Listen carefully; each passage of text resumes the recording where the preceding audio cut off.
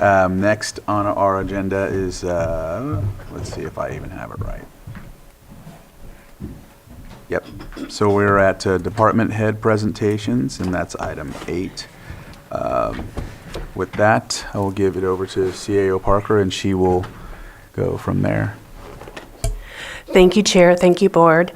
Thank you for giving us the opportunity to present our accomplishments and those items we wish and hope to accomplish in the next 12 months or so. I also want to thank all our department heads who are in here in this room today for all the work in helping us put this together for the Board's consideration. One more item, I also have most of the DCAO and Chief Staff and ACAO here, just in case my subject matter experts, in case you have additional questions on their programs. All right.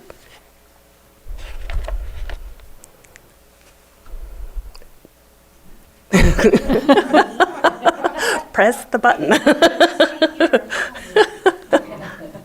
I'm only going to highlight some of the items. I'm not going to read this all to you. I want to highlight that we did update the county purchasing ordinance substantially in coordination with other departments. We recently celebrated the Pallison Place ribbon cutting, formerly known as Collier Avenue, 2 weeks ago, with Congressman Thompson present. And that's been a project that began in 2002. So that's great work. We have applied for and received almost $10 million in climate resiliency focused grant awards. We assisted Sutter and Adventist hospitals to implement the first hospital improvement district in California. We have completed the broadband, action and implementation plan, which will be presented February 4th. And we have established the Lake County Regional Housing Trust Fund. And we've also created a new department head training manual. And we'll keep expanding that, and it's not a static document. As we retain new department heads, we'll improve it, and it'll just grow. It'll keep growing. So, thank you. This is HR. Good morning, Board. Pam Samak, Human Resources Director. This year, we successfully managed 341 recruitments, facilitated 239 full-time hires, and 50 extra help. We played a key role in hiring 7 department heads without using external recruiters. We've initiated in-person computer testing for probation, which significantly improved the amount of testing and hiring timelines for them. We've provided employee relations and support. We conducted many accommodation meetings and provided management with guidance on complex investigations, performance issues, and other employment issues. In compensation, we completed over 200 benchmark studies. We developed and enhanced the resource pages on the Human Resource webpage. We created comprehensive benefit guides, moving guides. We designed and implemented new open enrollment materials, including guides and video presentations. We authored part of the department head training manual, reorganized and our share drive for greater efficiency, and we are now 100% have our employee files in Laserfish.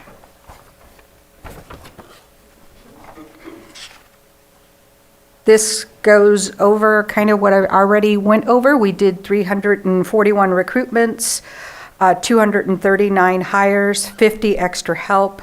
We had 169 terminations this year. We improved our first year leaving at 16%. Last year it was 19% we lost in our first year of new hires. And vacancy filled for the first time in 5.5 years, we are above 80% at 82%. Oh, that's me. I'm paying attention. Oh, I'm sorry. Go ahead. I just had a quick question. What is our goal for first-year hire retention? If it's dropped down, that's great, but do we have a goal of what is the standard that it should be? I don't know what the standard would be. I mean, I'd love to see it over 50% because that's a constant churn, I mean, of hiring, replacing, recruiting. I would have to say maybe we're doing a better job at interviewing and explaining the jobs so that we don't lose, because it was even higher before, the year before. So I see the trend improving, but I don't really have a goal identified or a way to manage that, since that really lives in the department onboarding.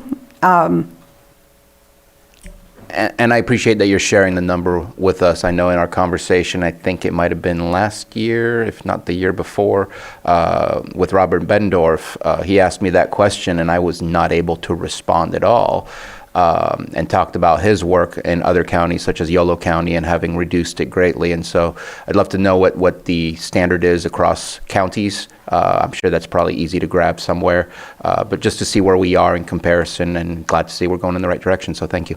Yeah, during COVID, it was 39%. So we're making a positive trend, but I will look into that. All right. Okay.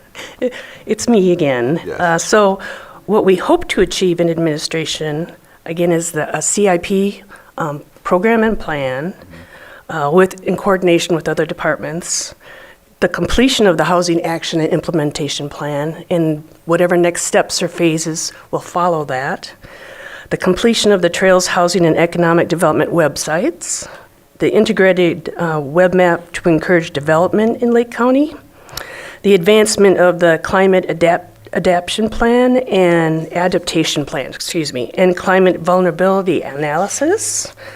That's in conjunction with the general plan and in coordination with another department. Transitioning the hazard mitigation planning projects to dynamic wildfire protection plan.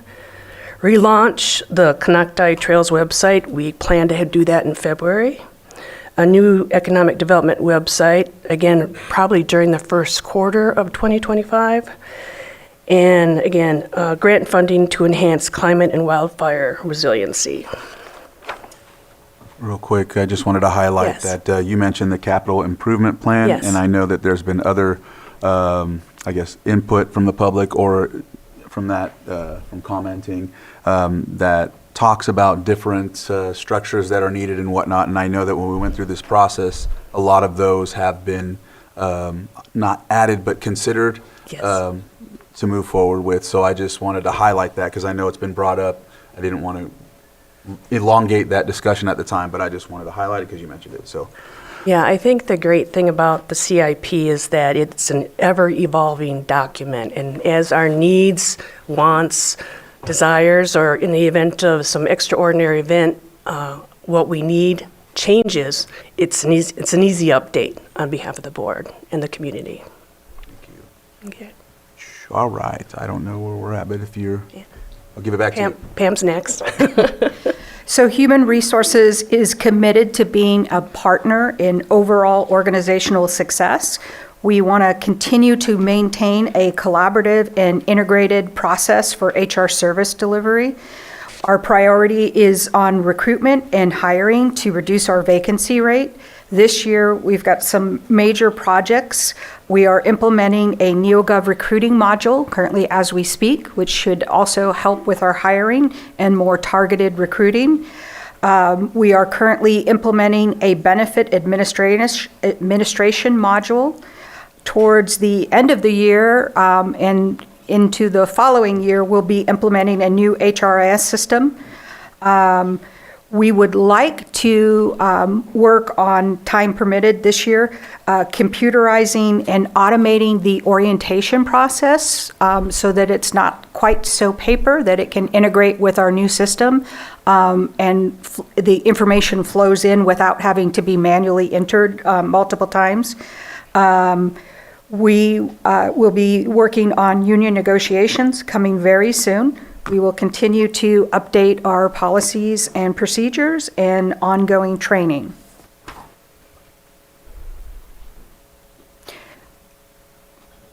One point, an assembly bill I'd like to bring to your attention, Assembly Bill 2561, which was signed into law in September of '24, which introduces new requirements for California public agencies to address vacancy rates.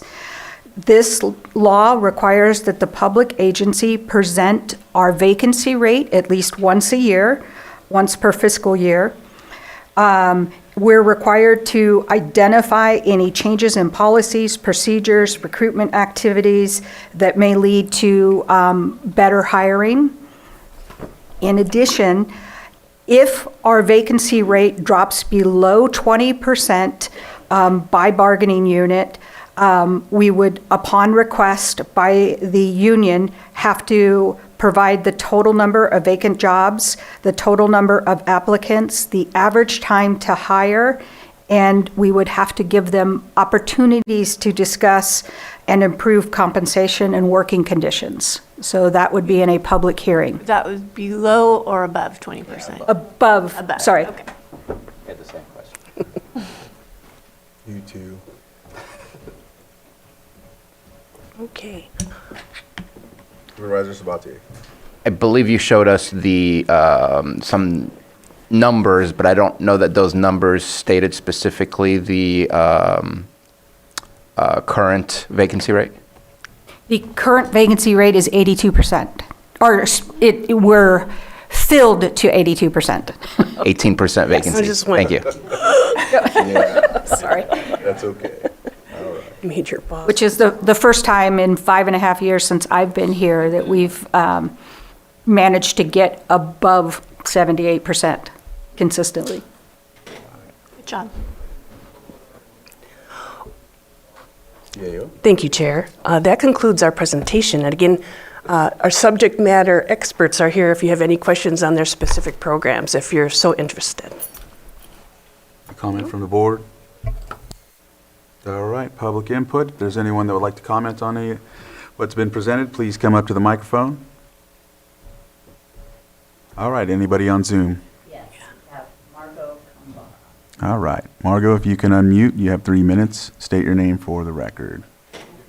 Thank you, Chair. Thank you, Board. Margot Kumbara, Lake County resident. I have a question for our HR subject matter expert. As a recruiting tool, has Lake County considered participating in an internship program with local colleges and universities? Thank Yes. you. Yes, we are working on that, and that is also with the individual departments that have different intern programs. But we also have to have the funding to bring those positions in, but we are definitely looking at that. Supervisor Sabatier. Feel the need to chime in on that. I do appreciate Ms. Samick's time. She did spend some time with me in a meeting with Yuba Community College District. We talked about the potential for internships through their programs to reboot. They've had something like that in the past, but it's kind of gone on the wayside. And so in conversations with, we had Yolo County there, Colusa County, and Yuba County, as well as Lake County represented, since Yuba Community College District is such a vast area that they serve. Those were the conversations of how do we get those students into the workforce faster while continuing their education in order to meet our prerequisites to get those positions. So there's potential of what comes out of it. Nothing's set in stone, but I do appreciate the time that was spent. All right, any other? All right. Not seeing anything else. Thank you for your presentation, and